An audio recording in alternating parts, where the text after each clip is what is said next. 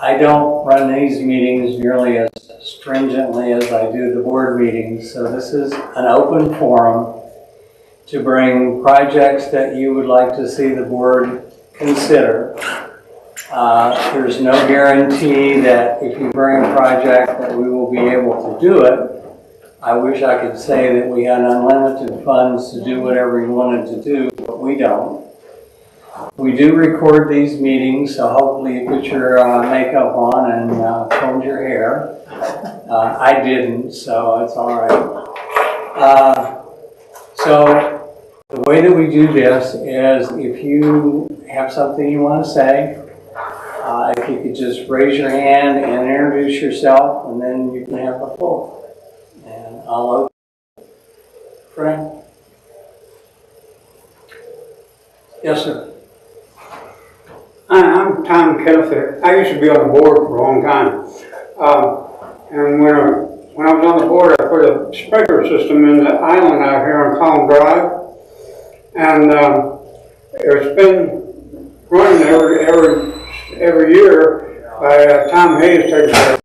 But this year, for some reason, somebody decided not to hook up the sprinkler system. And we've got some 100 degrees, about 10 days of 100 degrees coming up. And that whole island out there used to die before the sprinkler system. Was there any reason why it hadn't been hooked up? There was a couple of pieces in it that were broken, and we're in the process of getting it fixed. Hopefully it will be active and within the next few days, and it will be turned on early morning about 4 o'clock, so it runs prior to people going through. Oh, well, that's good. Some pieces must have folded and broke or something. Yes, there were a couple, well, actually several pieces that we had to go in and fix up. Oh, okay. Appreciate the answer. That's why. Thank you, Jim. Yes, sir. Randy Clark, I brought it to the board here a while back about trimming some of the brushes at the intersections because they're getting quite dangerous. I was wondering where we might be on that project or at all. There are people that are trimming brush and also trimming the hedges. We only have 2 part-time people doing it. We are investigating a piece of equipment that will attach to our tractor, so we will be able to move the tractor along with the front end loader, lifting high enough to cut the brush off. It's basically just a cutting boom mechanism, and it's only about $2,500. Only in $2,500 probably shouldn't be in the same sentence, but it will be a lot more efficient and effective than the guys going out and trying to stand in the back of the dump truck and cut. So that's going to be a piece of equipment that Raintree is purchasing? Yes. Assuming that the board okays it tomorrow night. Thank you. Not tomorrow night, Monday night. Monday night. Yes, sir. Why do we only have 2 part-time employees taking care of the grounds? We used to have 3 full-time, right? We did. When the decision was made to bring CPM in, Right. the decision was made by the previous board to get rid of our, just a minute. There was a money-saving activity. We've looked at it and found out that it's probably cheaper for us to hire part-time people than it was to bring in the folks that were available from CPM. And that's the reason right now. Can I make a comment? Because I was on the board and CPM was wrong. Can't wait. Deb's next, then you can. I did just want to add and clarify that there had to be a change to the maintenance because our wonderful maintenance manager, Tom Hayes, retired. Right. And there wasn't anybody on the team who could step into his position. So there had to be some kind of upheaval to how that worked in. Yeah, if I could comment, I was on the board, I still am on the board, and the CPM has nothing to do with groundskeeping. They're a management company, and they manage our books and network, etc. They have, Tom decided to retire we tried to hire other people and that, you know, there wasn't anyone that was interested or capable. And so it has absolutely nothing to do with CPM. Well, CPM has maintenance that they can bring in. We didn't contract for that though. We Right. contracted for them to run our office. So why we keep throwing CPM out there all the time, I don't understand. It had nothing to do with that. Absolutely nothing. And I was, Okay, I was not on the board, so. yeah, I was. And so I don't know why that keeps being said that CPM ran off all our help. I didn't say it ran off. No, but other people are saying that, and that's just not true. No. We hired CPM to manage the office. It had nothing to do with groundskeeping. Absolutely nothing. Jim Remler, wasn't there also a maintenance contract awarded to, what is it, 1L? He does grass cutting, That's all that was in that contract? yes.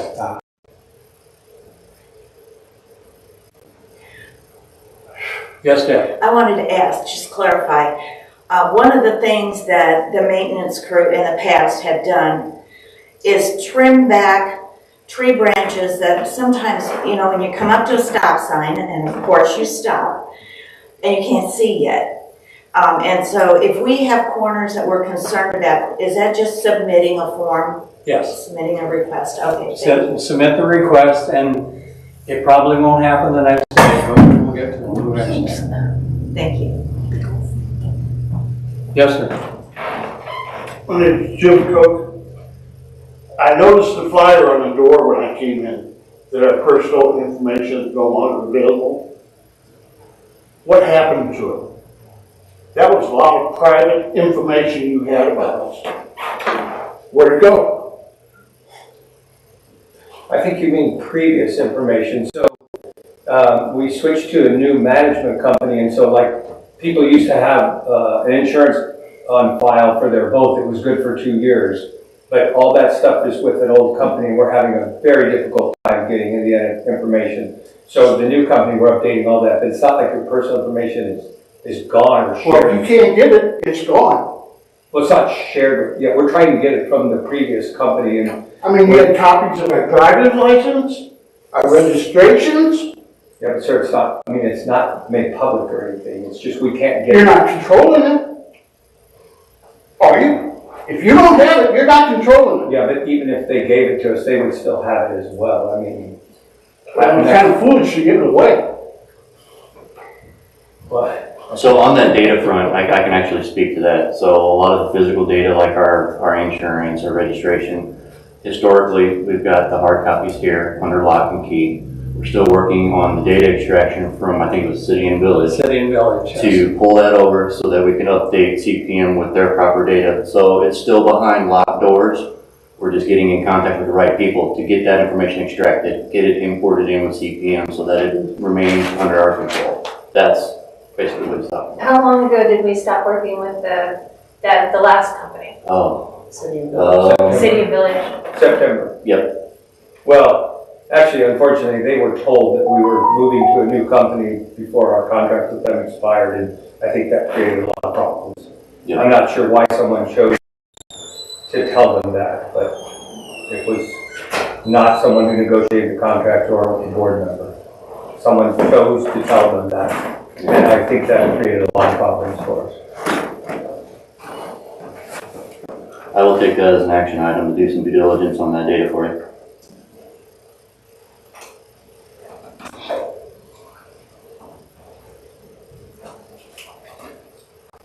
Okay, yes, ma'am. Sherry Clark. The last meeting you had like this, I asked about submitting censures and not having to put your personal information on there. You were gonna get with, CPM to make sure that we could go on the website and not make it a mandatory field. We could just put the information in, but without our personal information. What did you find out about that? We, part of CPM's commitment in the contract was that they would have a rover, and we have started having many drive around once a week looking for issues like that. she will put the sensors in. I have not completed the change in the form yet because it takes a while to get things through the form change. Is that so you can report them like anonymously? Mhm. Yeah. And you can do it and just leave the name blank at this point, but I'll try to get it corrected. It's a mandatory field when you Yeah. fill it out. So, Well, you can always put Mickey Mouse on. Same thing. They probably throw it away, but. You know, that might not be. Yeah, they wouldn't take that Best very thing, serious, but Yes, sir. Do we have any plans for security upgrades? Currently, no. Other than the cameras, and we do have a new camera down at the beach area. We have a flock camera in place, so we can record everyone who comes and goes from our community. We have captured several events on camera where there was destruction, and we have gone after the people and have collected from them. But as far as roving security or something like that, we don't have anything yet. Yes, sir. This may tag on, came in a little late, may tag on to both of them. Can you, I'm sorry, Mike Hymos? good, thank you. Okay, sorry. My question is, we have 7 pages of rules, very few of them are being followed. The two that come to mind real quick is wake boats, not allowed in Braintree, except for the 10 that are out there. And then jet skis, they were outlawed in '92 or whatever it was, and one more shows up every year. Is there a mechanism to stop it? You know, except it's like, I know it's like, how do you get your neighbor's dog to stop barking? I know it's one of those questions. Can't have campers and boat trailers parked on vacant lots, except for the ones parked on vacant lots, and things like that. Can't have businesses run out of your home, except for the contractors with bobcats and trailers and dump trucks parked in their driveway. It's like, you know, it's a rule, but nobody's following it, and I don't know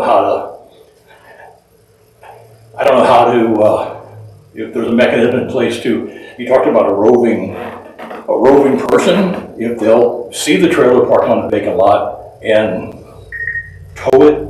And we wouldn't tow it right away. They would put in a censure on it, and then that person would have a certain amount of time to correct it, and if they didn't, then there is a fine associated with that. Now, just because you fine somebody doesn't mean that they're going to pay. Well, I understand. Like there's a lot of people in here that don't pay their Unfortunately, it's assessment. a pretty redneck neighborhood, but that's So my point. we do not have any legal enforcing capabilities. Okay. The wake boats, I know that was a big subject last summer.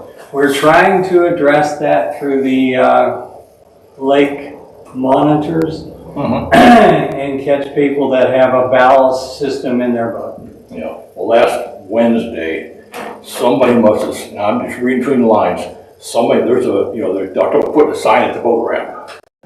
And somebody must have said something to somebody, so to prove a point, there were 3 of them Wednesday, just for 2 hours, just going around. There were 3 wake boats just following each other.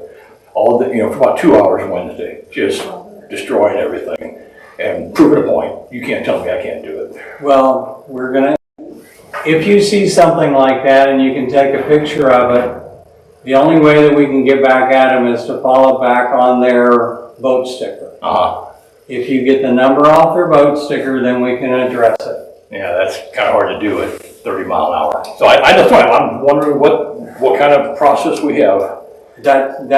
We try to identify the boats that are causing disruption with the boat sticker.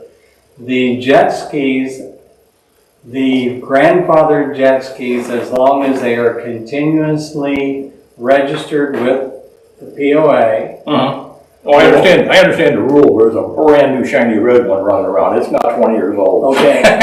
It should not be, and we will try to capture it. But again, brand new shiny one running around. we don't have any police force in here. Yeah, just, like I said, I know it's like, volunteers trying to catch them. yeah. We I try know to it's like catch trying them, to we get don't my always. neighbor dog to quit barking, but I just didn't know there's any kind of a process in place. Somebody give me a vote, I'll go patrol every weekend. Yeah. Tom, the gentleman behind you, used to be on the lake patrol, and, you know, you do the best you can with what you've got, and mostly we monitor the weekends. So, yes, sir. On the, trying to photograph our number that we issue here, can you get any information off like the Missouri number that's on all boats?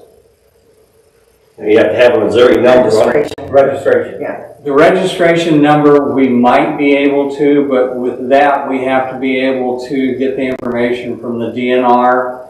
We have not had a lot of success in the past with license plate readers, with the police department, and I don't know the answer for sure, and that's one of the reasons we got the block camera, because we can get the information directly from it, and it feeds any vehicle that has warrants or is stolen directly into the police department, and they come right away. Well, I'm referring to as the vehicles on the water. I understand. If you take a picture of the registration number, we might be able to track it. Just a minute. Deb? Just along that same line, I was wondering, does our camera cover the boat ramp? That we can say, okay, we know that this boat is using ballast. Can we catch that boat being put in the lake at the boat ramp, assuming that it's a non... I think the camera that we have is not, correct me if I'm wrong,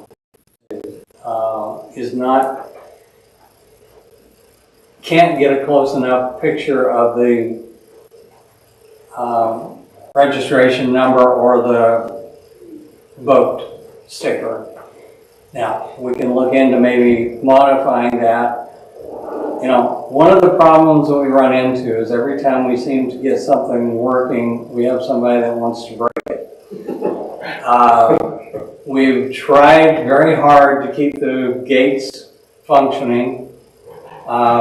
We had a gentleman the other night on the side gate who came up to it, got out of his car, pushed up the arm, little by little until it finally broke.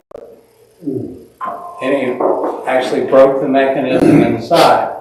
However, we do have his picture and his license plate, so he will be paying some significant fines for that. We have changed the nylon bolts that we used to have on both of the screws that hold the gate arms up. We put one on the metal bolt, a nut, that has Loctite on it so you can't take it off with your fingers. So that has helped reduce the gates some. They still hit the gates and try to knock them off that way. When that happens, the metal nut will eventually break the gate arm, but it's likely to damage their vehicle. And if they run into the gate arm, we do not pay for their damaged vehicle. So that has reduced it some. We'll never have it 100%, and we go to some kind of, you know, concrete mechanism where we can make sure that we can stop a truck at 30 miles an hour, but that's not going to happen here. We do the best we can with gates. I try to keep an eye out on everything. Every time I come and go from here, I will stop and fix any gate that is broken, assuming if it's just the bolts and the nuts. I don't know all the mechanisms inside of the gate, so I can't fix those, but Dan does a good job of that. Yes, Dan? I just wanted to comment that it seems like you, on a compliment, that you are doing a good job keeping the gates closed. I very seldom see a gate just hanging open or the arm. So I know you've been very responsive. We try, and I monitor the incident reports daily. And if I see that a gate is down and I've got an incident report on it, I go out immediately and look at it. I agree, you're doing a good job on fixing the gates. Well, thank you. It's nice to hear something positive. Yes, Ken. I'll just say that my first year on the board, I was the Lakes and Beaches chair, and I personally went around and put the stickers on jet skis or skis only because they're prohibited. And so I personally put them on the units myself and made sure that that was the unit that was, and I was quite surprised at how good even a 20-year-old jet ski might look, because there's people that garage them or cook in their basement overnight over winter, and they look really, really good. However, I don't know that that's the way it's being done now, and so I don't, and I see that the stickers, I made sure the stickers went up on the front so you can see them. A passenger's leg or the driver's leg can't restrict you from seeing the sticker number. I don't think that's being done now, but I would strongly make that suggestion that the chair of that committee or some designee be the one who puts the stickers on and puts them in the right place. There's only 20 or 21 jet skis that are still grandfathered in, and only one out of all those people was upset that I came and put the sticker on for them. In fact, most of them were quite happy that I did it for them. But I think that only because they're restricted or prohibited. Now, I trust people, yes, and we don't do that with boats or cars or golf carts or anything else, but given that Sea-Doos or jet skis or whatever the proper term is, I think that we should be applying them. Either bring them up to the office and have our staff do it. I put that down as an action item to make sure that we get that. Better. Yeah. I don't know if any of the jet skis on the lake right now are new or not, but I was quite surprised at how good some of them look for even being 20 years old. So I don't know if there's new ones or not, but I would still strongly suggest that you have the chair or one of the committee members put those on and make sure they're put on uniformly. I have an action item. Just like we do car stickers and golf cart stickers, etc. Boat stickers, I see them all over the place. There's really one place they should go. Right. Anyway, just my 2 cents. Just like signs and instructions, you have to actually read and follow to get it correct. Yes, Tom. When I was on the board, I wrote the rule about the jet skis, and they were not supposed to be grandfathered and passed on, sold internally. When the people moved away, they were supposed to be gone. But somebody changed it so then they can be grandfathered and sold internally. And that wasn't meant to be in the first place. I don't think so. I don't think that's true any longer. Well, that's what the original rule was, but somebody changed it. I know there's some people that bought one down on East Vista and didn't register for a year. And like Jim said, they have to be registered consecutively. So now they have a jet ski that they cannot get stickered on this lake. I don't think you can sell them to anyone anymore. I know one that changed hands just before that went into effect. A year or two ago, a year and a half ago, something like that. I don't They remember. can still be sold internally. They're not supposed to be. I don't think that's. About it, but I don't remember if it passed. I don't think that that's true, because I don't think that, we can go back and look at the records, but I don't think one has changed hands and been stickered. I really don't think so, sir. I don't want to say that I know for sure, but I don't think so. Well, it has happened, but maybe it can't anymore. Yeah. And the part about running a business out of your home, that was changed too. And you can run a business out of your home, but there are quite a few restrictions on it now. Well, I get the Mary Kay and the candle party, I get that, but it's the bobcats and the trailers and the dump trailers and that's what's out of control. Yeah, well, I don't know any of the names. There's one guy on. and that's why Mr. Clark was saying, Mrs. Clark was saying about being anonymous, because if we start pitting neighbor against neighbor, we're just going to have a really disaster. Okay, gentlemen, I have somebody else that has raised their hand. I had, Jim Brammer again, I had 2 things. One, kind of what Deb was saying about having, the camera down by the lake pick up the boat launch so you can pick up the sticker. Is there a possibility to move that camera or install a second camera so that every launch that happens has the ability to capture the sticker that's going in? Well, as I said to start with, projects, we like you to bring potential projects to us. We will have to evaluate them from our finances as well as the interconnection between the cameras and the infrastructure that we have here. Dave has put into place a upgrade for our infrastructure. One of the things that we have issues with, and some of you may understand this, we are pretty limited to our Wi-Fi providers. Yeah. And once you get to the point where you have too much bandwidth being used within your Wi-Fi system, then you start losing things. Our last board meeting, we had to go to audio only on it because we had so many people watching at the time that we couldn't support it. We're looking at other possibilities, and we have heard, I'm not sure whether it's truthful at this point, that AT&T is going to be putting fiber into this area. Now, I doubt seriously if they will put fiber to the whole community, but they may put fiber into certain areas. And if we could use a fiber system, that would increase our bandwidth and speed.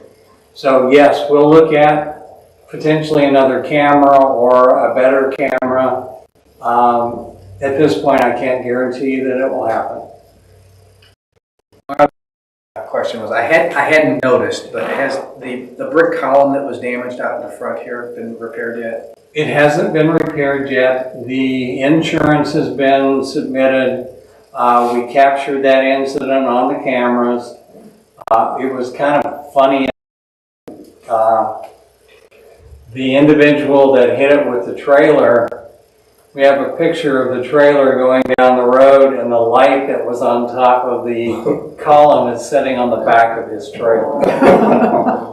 So it's kind of hard to deny that you ran into it. Smoking gun. Yeah. If I could make another comment on the boats, putting a camera at the ramp maybe help, but they don't load and unload their boats with the ballast full. And a couple of the wake boats actually live on Autumn Lake, and I mean, we have to decide what kind of community. Are we going to go to somebody and say, let me check your ballast? You're going to have lake patrol or somebody do that. Nobody's going to want to do that. So you just have to have a community full of rule followers, and there's some people that are just going to say, you know what, I bought a place on this lake and I'm going to use my ballast. I see those boats sitting there, and I think they're either emptying or filling their ballast, but, Yeah. we're trying to have people enjoy this community, not say, hey, you can't do that. But, just as bad as the people who, what I call plow, they get their boat, they don't get it on a plane, and they just plow it. It creates incredible weight, and it burns up their fuel. It's hard on their motor, but who are we to tell them how to, I don't tell you how to maintain your car or your golf cart or, and so, I mean, it's really a difficult position, how you patrol that. Well, I understand it, because you gotta go up the guy in the front again. Yeah. We don't have lake patrol to do that, other than our own community members, and we don't need to pit neighbor against neighbor. Yeah. I have a bumper on my seawall so that when boats come and visit or something, and a wave knocked it completely off the other day, and I just, my seawall was getting washed out underneath, so I had it filled, and that's just, some of those people are just gonna do what they wanna do. They're just, there's a lot of people that just say, it's not a lot of people, I think it's a small percentage of people that are just gonna say, I'm gonna do what I wanna do. That's what, you're not the boss of me. Yeah, well, I understand that. But I don't know why they live in a gated community then, but. I have recommended that we supply rifles to everyone and but somehow that didn't go over quite well. Do we sign Southern Dallas and Texas, Phil? I've got somebody here and then you. Kerry O'Brien, I just wanted to reply to your statement of, my son-in-law just got a new boat, and he's still learning it, so Yeah. the plowing thing, I mean, he's trying and Yeah, it takes a minute to get it up playing, so. Sure, no, I'm He's trying. trying. There are people though that, I see them go around and around, and their boat is like this, and that is just detrimental to their boat Right. as well as the land around, the shore around it. I'm not saying everyone, You had a comment? You had a comment, where do we apply for the rifle permits? Stickers. Get a sticker. Yes, sir. John Selby, this is Vivian. Just wondering if there is or should be a schedule for inspection and cleaning of the storm sewers around subdivision. Can you speak up a little Yeah, bit? sure. I'm sorry, I'm about three-quarters deaf. I talk quietly. So, I just wonder if there's a schedule in place, or should there be a schedule in place to inspect and clean the storm sewers? Because that can kind of cause a problem, and, you know, I think we're kind of affected by that, but I know we can call and request that it be cleaned. But I'm just wondering if there might actually be something proactive that you guys can do so that that doesn't get to the point where it overflows and causes problems. We do not have anything scheduled for storm sewers. There have been issues with water and culverts. We really don't have storm sewers in Raintree. There are culverts and ditches, but not storm sewers. The sewer company only deals with sewage. So our control of runoff is due just to ditches and culverts. We do the best we can with those. We're not always able to be on top of it. But as far as a schedule, no, we do not have that. Good. Jim Ramler again. There's been a number of places on roads that have been painted out for, cut out and repair. Is there some schedule yet on when that might happen? Within the next 2 months. This summer? This summer. And we try to address things in a fashion as to whether it could cause catastrophic failure. Right now, the work that's being done on Plantation Drive is due to the culvert that's underneath the road collapsing. And we're lucky that it hasn't collapsed at this point when the concrete trucks and gravel trucks go over it. And that would be a real mess for the subdivision. So Monday they should start.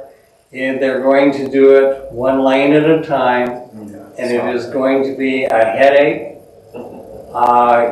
They're likely to have to close the road completely for a few minutes, 15 to 20 minutes at a time as they go through and take some of the stuff out. So just be aware that we're fixing that now to avoid a worse issue. Is that the same water flow path that affected Peachtree's culvert?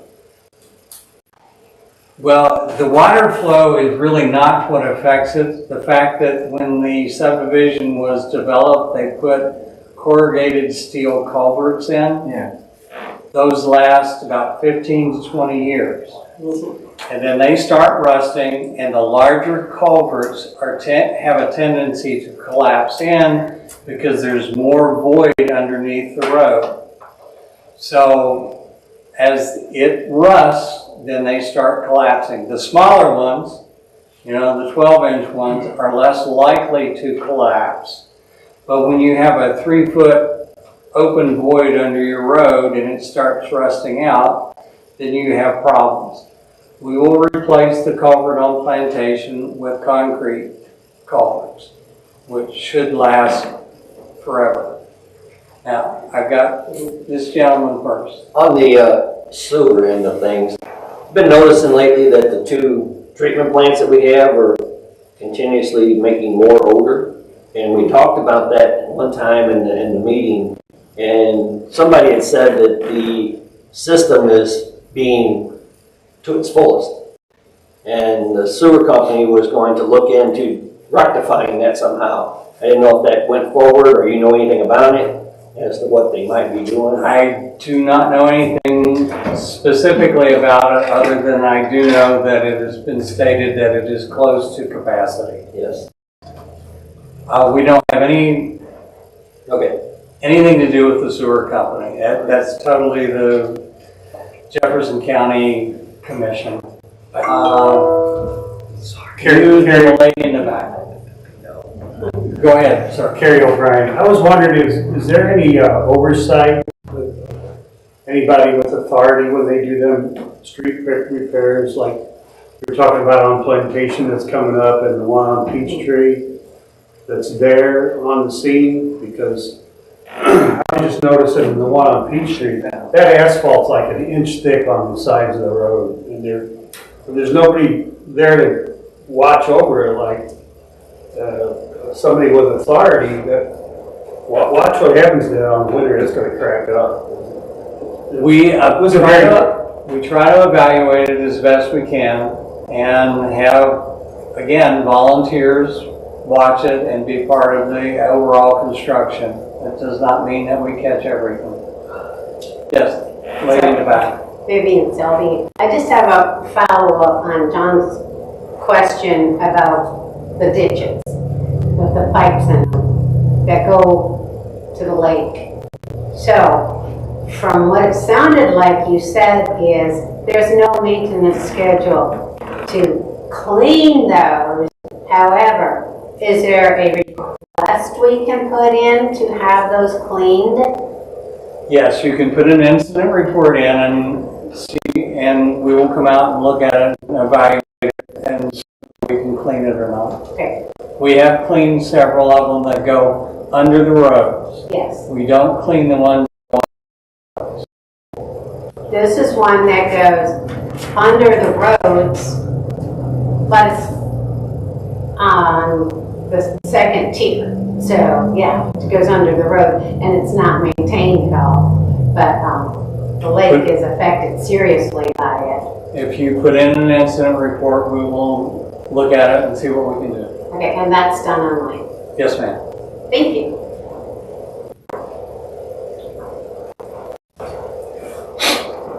Kent?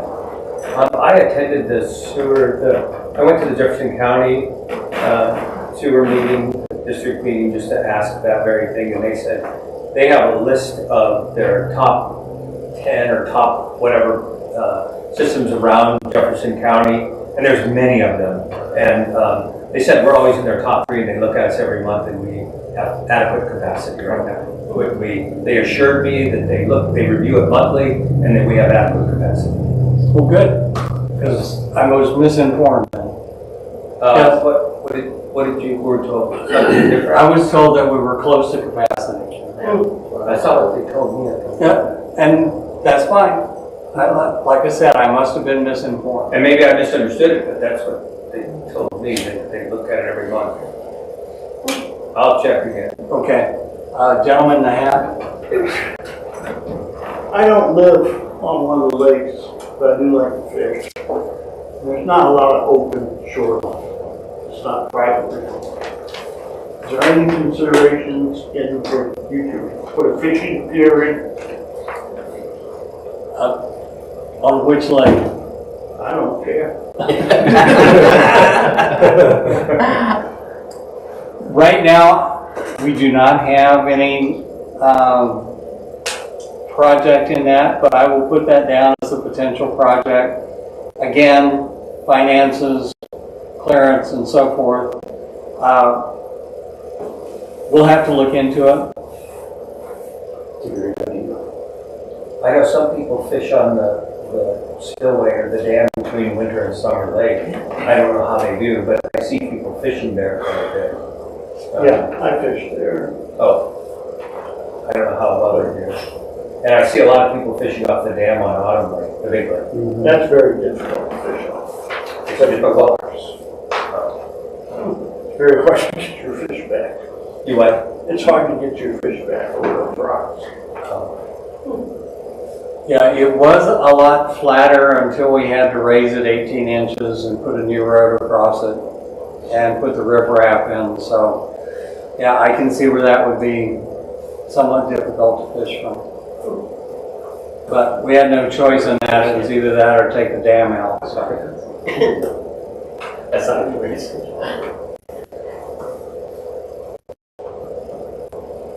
All right, going once, going twice. All right. I just want to make a comment about what Bill was saying about A nuisance. little more diaphragm. Sure. Nuisances on the lake, people that are breaking the rules. There's a fine line between living at a resort and a subdivision, okay? And there's differences, reasons why people live here. Some people like the aesthetics, they want the camaraderie. There's also people that are more energetic, especially out on the water, okay? I get that. My view is that everybody who lives here has an experience that they paid for, that they want to have for their property and their time here. My experience ends at my property line. In other words, this guy lives next door, he does not hear my music, he doesn't see my lights, he doesn't, not the effect of my boat, any of those things. It stops at my property line. So if we have people on the lake that are actually stirring up the water, causing undue energy on the lake, which is causing disruption and maybe property damage, I don't see anything wrong with calling them out and saying, hey, we can't do that here, okay? So, as I said, it's an experience that people want. They live here, but when someone's experience imposes on somebody else, there's classic narcissism going on here, where people simply just want to do what they want. They don't care about other people, and I think that happens here. And I think we should have a little bit of teeth at the community and say, no, we don't want that here. Other people's experiences are compromised by your experience, and therefore you got to tone it down. Thank you. Okay. It's the world we live in. Yes, sir. I don't live on the lake or really anywhere near the lake, or any of the lakes, but I've seen some chatter online about weed problems in the coves getting way out of hand. Is there anything being done to help those people out so they can? We are looking at potential other ways to treat it other than chemicals. I'm not a big fan of putting herbicides into the lake. And that's one of the best ways to treat lake weeds. There are some mechanical devices that will cut the weeds out. There are certain fish that can help. There are some enzymes that are available. We're looking at various things, but right now we don't have anything in place for that. The problem we have with our lakes, and this is just kind of something that we have to live with, is that the more you fertilize your lawn and then water your lawn with the lake water, you're transferring those fertilizing agents into the lake. And potassium and nitrogen stimulate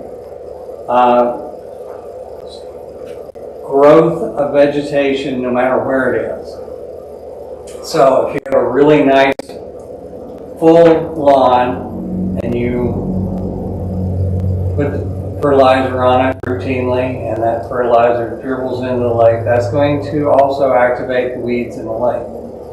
So can we say you can't fertilize your lawn? No. Is there anything that we can do without using herbicides? We're looking into it. We dump a lot of copper sulfate into the water. Copper sulfate, when it is suspended in the water, will inhibit the algae bloom. The copper sulfate ultimately will go down into the bottom of the lake and it will remain there essentially forever because it doesn't deteriorate. And anytime that you get into the bottom part of the lake and stir it up, you're bringing that copper sulfate back up. Copper sulfate is an environmental hazard. It affects fish and aquatic life, so we have to be careful with the amount that we use. I guess the simple answer to your question is no, we don't have anything. Yes, sir. So there was a rumor that we're gonna do a one-time assessment for the air pumps. A one-time assessment for what? Special assessment, to put the air pumps in to put more oxygen in the lakes. Probably not this year. Now, I'm not saying that we won't ever, but I don't know that we have any plans. So it was a rumor. What was that? What was that? I'm sure there's a lot of I never rumors. heard that term. There were just some meetings here. No, but what was an oxygen, Oxygen, yeah, what would it do to the lake? What's it for?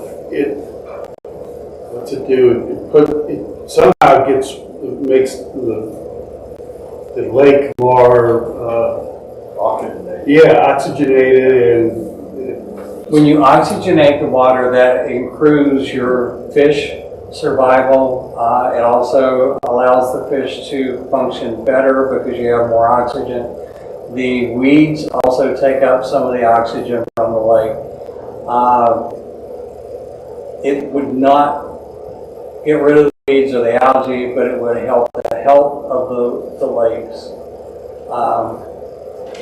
But again, it's very expensive initially, and we would also have to figure out how to supply power to it. And power and water do not mix well. There are battery systems and there are solar systems. But again, it's basically money.